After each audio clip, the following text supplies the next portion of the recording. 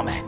என் லைஃப்ல இயேசு இருக்கிறார் என்கிற ஒரு உணர்வு நமக்குள்ள இருக்குமானால் நம்ம நம்முடைய விஷயத்துக்காக வேற யாரையும் கூப்பிட மாட்டோம், அவரை மட்டும் தான் கூப்பிட்டு கொண்டே இருப்போம்.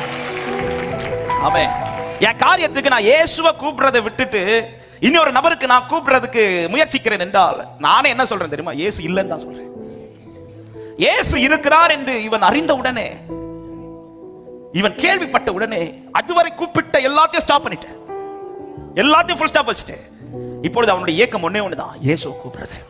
இயேசுவை கூப்பிடுற. அன்பு சபையே, அவர்தான் உயிரோடு இருக்கிறார் என்பது தெரியுமே, அவர்தான் உங்களோடு இருக்கிறார் என்பதும் தெரியுமே.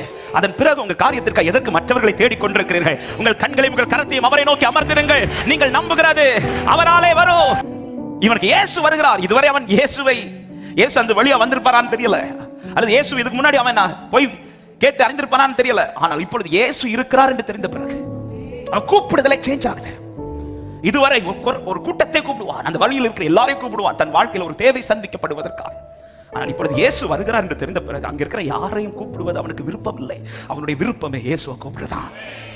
கூப்பிட தொடங்கினான் என்று வேதம் சொல்லுகிறது.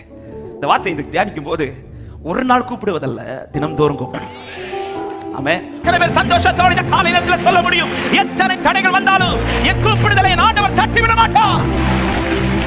ஹalleluya. ஆமென். ஏன் அவன் இன்னும் கூப்பிடுறான் தெரியுமா? அவர் சொல்லல கூப்பிடாதே, அவர் சொல்லல, அவர் சொல்லட்டும், கூப்பிடாதுன்னு சொல்லட்டும். அவர் சொன்னா ஓகே, நான் கூப்பிடல. இன்னும் அவர் எனக்கு எந்த காரியத்தை தடை பண்ணல, இன்னும் அவர் எந்த காரியத்திற்கு என் ஆண்டவர் எதுவும் தடை பண்ணல. இன்றைக்கும் எனக்கு கூப்பிட வைக்கிறார் என்றால் என் கூப்பிடுதலுக்கு பதில் உண்டு என்று விசுவாசிக்கிறவர்கள் கைகளை தட்டி ஆமென்.